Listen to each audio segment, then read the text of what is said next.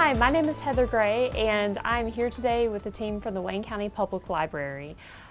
Today we're going to be highlighting a lot of the accomplishments that have been achieved over our first quarter of the year. And so today we're going to be talking with several members of the team about their experiences and accomplishments around summer learning, civic engagement, and promotion of Library Card Sign-Up Month.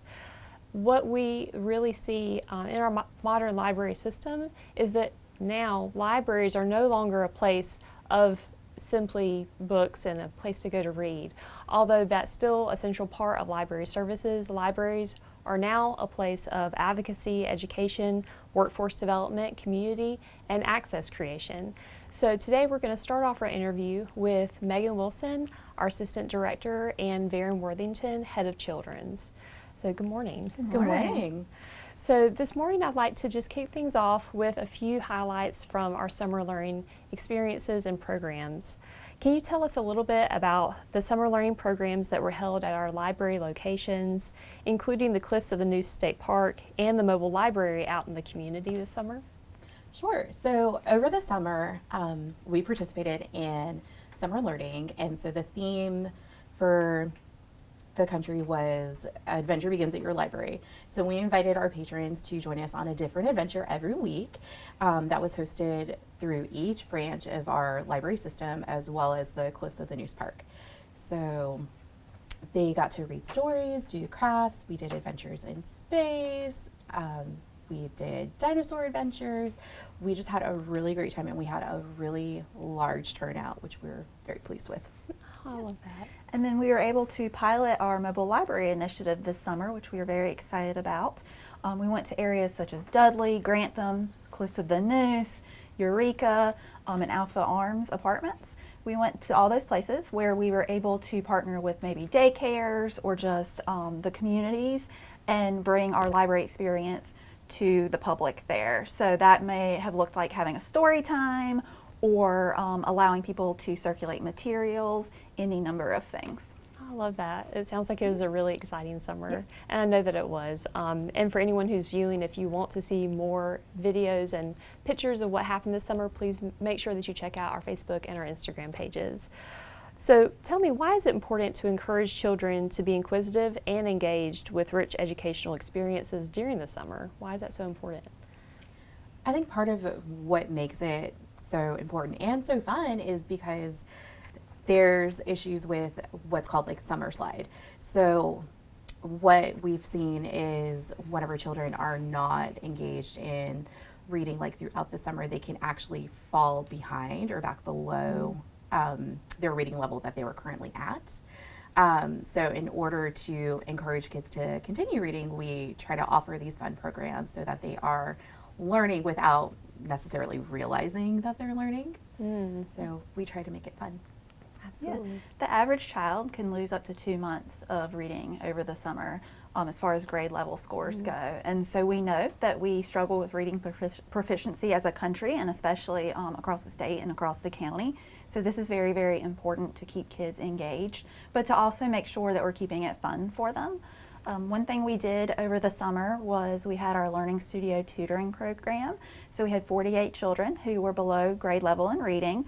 They are rising 1st through 8th graders, and we partnered with nearby First Christian Church and offered intensive targeted interventions for them, where they got to have fun, but they really got to learn and grow their reading skills, and see that they are very capable, they can do hard things, and really boost their confidence.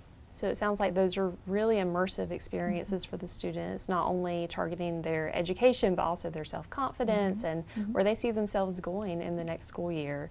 That's so important to be future focused like that. So what, and you kind of touched on this already, but can you go deeper into the impacts of summer learning loss, and how do our programs, such as Learning Studio Summer Tutoring Program, really drill down to help prevent this in the long term? Yeah, absolutely. So for the Learning Studio, as I mentioned, we had 48 children, all below grade level in reading, and a lot of them have diagnosis of maybe dyslexia or ADHD, autism, processing disorders, any number of things, along with a lot of comorbidities. And so for a lot of these children, reading is a struggle, but they are so phenomenal at so many other things. So we really focused on highlighting what they're great at, incorporating fun, incorporating very targeted, research-based curriculums with them. And most of them saw at least about a year's growth was the average over the summer. And a lot of that really just came from boosting confidence and being able to have a smaller ratio of children. So we had 2 children to every 1 tutor. And so that really, really helped. Most of our tutors were certified teachers, which we loved, and the school system helped us pick the curriculum. So everything's kind of flowing together. So it takes a village, we recognize that, and we were able to kind of use that village approach to target children this summer. Wow. So, something that I've recently learned about summer learning loss that's really stuck with me is that the impacts can really make a difference on where a child is by the end of 3rd grade. And for children who do not read proficiently by the end of 3rd grade, they're 4 times more likely to drop out of high school. And so the work that you're doing around summer learning, while it is fun and we see the kids having a great time, it is so important to their future success. So I just want to say thank you for all that you're doing every year to make that available to our community. Absolutely. So next we're going to have Anna Snyder, Head of Reference, and Anna Mitchell, our local history librarian, to talk a little bit more about civic engagement. So I'd like to next welcome Anna Snyder, our Head of Reference, and Anna Mitchell, our local history librarian. Thanks so much for coming out this morning. So this morning we want to talk a little bit about civic engagement. I know you both are heavily involved in that. So what were some of the key initiatives for voter registration this year, or maybe some that you have coming up? And how successful were those initiatives, or what do you anticipate the success will be moving forward as we come upon a new election season? Sure. So every year since 2020, we have participated in National Voter Registration Day. The State Library of North Carolina really, I think in 2020, kind of wanted libraries across the state to get more involved in civic engagement and registering patrons to vote. It was really interesting to me, so I kind of took that as my thing. So we've done it every year since 2020, so however many years that is, four years. So a lot of people in our county are registered to vote, but a lot of people in the county don't know where their polling location is, or maybe they need to update their address or information, party affiliation, things like that. Also, it's really difficult for a lot of people to find good information about the people that they're running, about the races and the candidates. A lot of people get their information from social media, but that's not always the true story of the issues or the people that are running. And so we just really try to be a resource for people. We have voter registration forms all year. They're at the library if you ever need one. But National Voter Registration Day is just a fun time to celebrate that we're all getting ready to have this election. If you're excited about it, if you're not excited about it, but it's all of our responsibilities to each other to kind of be informed and aware and vote to make our community a better place. So we love participating in that. This year it is on Tuesday, September 17th is when National Voter Registration Day is. So at the Goldsboro Library we'll have a table, you can come up and ask questions, we'll have forms so people can ask questions and get the information that they need. We've also for the past 2 years partnered with the Board of Elections to have kind of voter information sessions. So the rules about voting, who can vote, what requirements there are have changed a little bit over the past couple of years, and it can be kind of confusing. And so partnering with the Board of Elections is really great because they know all of it and can give answers really quickly off the top of their heads. We also, for the past 2 years, have had an event where people could come to the library and have their photo taken for that photo voter ID requirement. That's pretty new. So that's been a really cool partnership there. And our library, since we consistently participate in initiatives like this, have been asked to speak to other libraries across the state and nation about our civic engagement initiatives, which is really cool. Oh, I love that. Awesome. Congratulations on that great work that you're doing.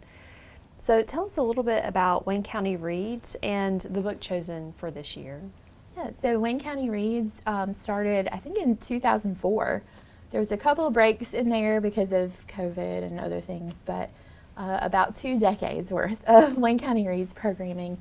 So the library, along with a lot of other community partners, come together. We have a committee. We choose a book that we feel like that would resonate with the community in some way, would have some sort of robust programming that could go along with it, and we just try to get everybody in the community to read it, to kind of join in a conversation and come to different programs. So this year our book is about Mr. Rogers.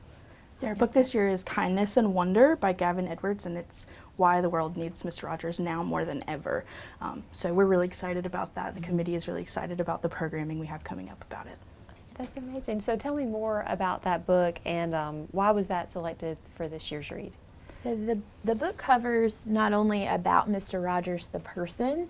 He was a really fascinating person. He had kind of a lonely childhood, and he grew up really wanting children, especially children, but all people, to know their inherent value and worth and their place in the world, and how there's so many wonderful people that they can meet and wonderful things in the world that they can know about if they just are curious and ask questions and are not afraid to talk to other people. And so there was just a lot of lessons in the book about his personal philosophies and how he created the show really to encourage other people to be the people that they are, because everybody has, everybody's a little bit different, but we have a lot of similarities. So it's really, really awesome. I enjoyed reading the book a lot. In the committee, when we were meeting to choose a book, the term civility and being kind to one another just continually kept coming up, because we are entering into election season. We're entering into a season where we could be really divided, and we wanted something that was going to remind us to see the humanity in one another, be kind to people, regardless of whether they're like you or not. And who better to exemplify that than Fred Rogers? So that's kind of why we chose that book. Absolutely. And on that note, it's not only relevant to where everybody is at right now, but also to the purpose of the library, which is to be a place of community and connection. And so I love that you chose a title that's so aligned with who we are as a staff, as who we aspire to be as an organization. And so it sounds like it's going to be a wonderful read for this fall. And so moving forward, how do you see the library's role in promoting overall civic engagement and community care through programs like these? I know we just touched on that, but just how do you see it moving forward? Sure. So a lot of people, maybe if they haven't been to the library in a while, like you touched on earlier, the library is different than it used to be. People assume it's just books or a quiet place where you have to be really quiet and you can't talk to each other. But the library is so vibrant. It's a place of community connection. And so we feel like programs like this kind of bring people together and really exemplify our ideas of inclusivity, and we want everybody in the community to feel welcome and find the things in our library that they need and appreciate and want to know more about. And so we're here to serve everyone in the community. Like Mr. Rogers said, we like you as you are.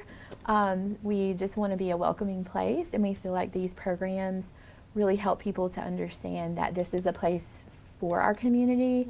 And like with the civic engagement programming and initiatives, it's just a way to care for other people. So like you not only are getting information that you need to make informed decisions, but being an active participant in voting or programming or other things is a way for you to get to know your neighbors and work together to better our community over time. Absolutely, and that is a theme that is not only relevant today, but will continue to be relevant. That's the type of work that we do every day. We encounter people who are having some of their best times, and they're just seeking more education and access and advancement in their lives, and we see people during their worst of times, so they're looking for some assistance or some guidance. So it's wonderful that we can really be like a connection point for that, and I'm excited to see how Wayne County Reads and your civic engagement initiatives will continue to be that in the community.